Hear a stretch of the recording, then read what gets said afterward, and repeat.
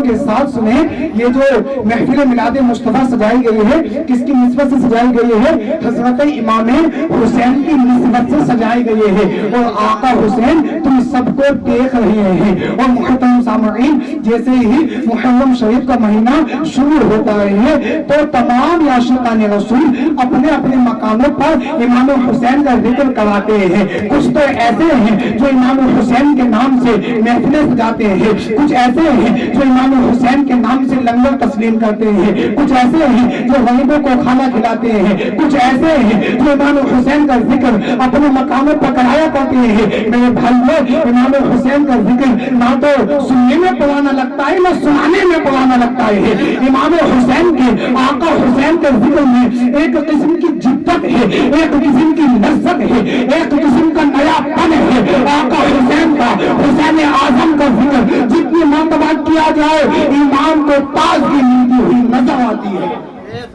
جتنی مرتبہ آقا حسین کا ذکر کیا جائے ایمان کو تازگی، ایمان کو مٹھاس ملتی ہوئی نظر آتی ہے۔ ناظرین کرام، جیسے ہی محرم شریف کا مہینہ شروع ہوتا ہے تو دلوں کے اندر اس شہادت عظمیٰ کی یاد تازہ ہو جاتی ہے، جس کی گواہی آج بھی کربلا کی ریت کے ذرے دے رہے ہیں۔ مختصر سا قافلہ ہے، اس قافلے کا رہنما کون ہے؟ وہ ہے جسے دیکھ کر میرے آقا ارشاد فرماتے ہیں مجھے حسین سے جنت کی خوشبو آتی ہے۔ جانتے ہیں آپ حضرات، پیارے آقا علیہ الصلوۃ والسلام حسین سے کس قدر محبت کرتے ہیں، کتنی محبت کرتے ہیں۔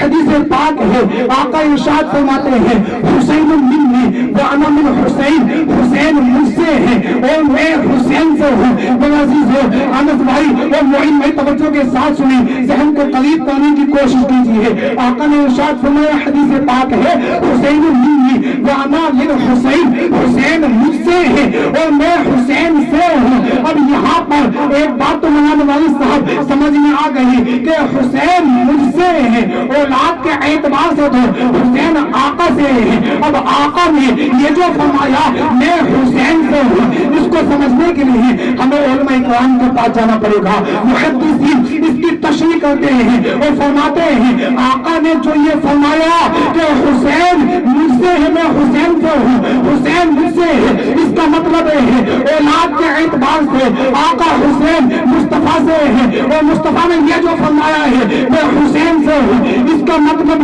یہ ہے کہ میرا سارا دین، میرا پورا دین حسین سے چلنے والا ہے۔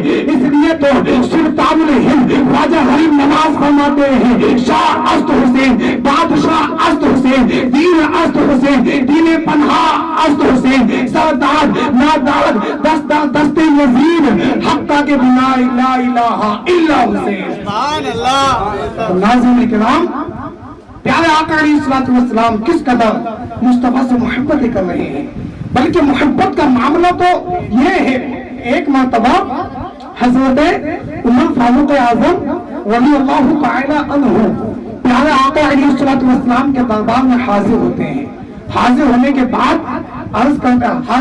بعد آپ نے دیکھا کہ شہزادے حسین پیارے آقا علیہ الصلوۃ والسلام کے کاندھے مبارک پر ہیں۔ جب پیارے آقا نے، جب حضرت عمر فاروق اعظم نے یہ معاملہ دیکھا تو کہا نعم المرکب، کتنی اچھی سواری ہے۔ یہ سن کر آقا نے ارشاد فرمایا نعم الراکب، اے عمر سوار بھی تو دیکھو، سوار کتنا اچھا ہے۔ عزیزان گرامی، آئیے اس عظیم شہید کی فضیلت میں ایک اور حدیث پاک میں آپ لوگوں کو سناتا ہوں تاکہ آپ لوگوں کے ایمان میں تازگی پیدا ہو جائے۔ حضرت امام حجر اسقلانی رحمت اللہ تعالی علیہ کی ایک کتاب ہے، کتاب کا نام ہے الاصابہ، اس کتاب میں ایک حدیث پاک کو نقل کرتے ہیں۔ حضرت ابو ہریرہ رضی اللہ تعالی عنہ بیان کرتے ہیں کہ میری آنکھوں نے دیکھا، کانوں نے سنا، آقا حسین پیارے آقا علیہ الصلوۃ والسلام کی انگلی کو پکڑے ہوئے ہیں اور امام حسین کا پاؤں آقا کے پیر مبارک پر ہے، یعنی آقا حسین کا پیر مبارک مصطفیٰ کریم صلی اللہ تعالی علیہ وسلم کے پیر مبارک پر ہے۔ آقا ارشاد فرما رہے ہیں اے منع قدموں والے چڑھ آ آقا حسین چڑھتے چڑھتے آپ کے کان दामन मुबारक पर आ जाते हैं। मुस्तफा ने आका आगे इरशाद फरमाया, ऐ मेरे लाल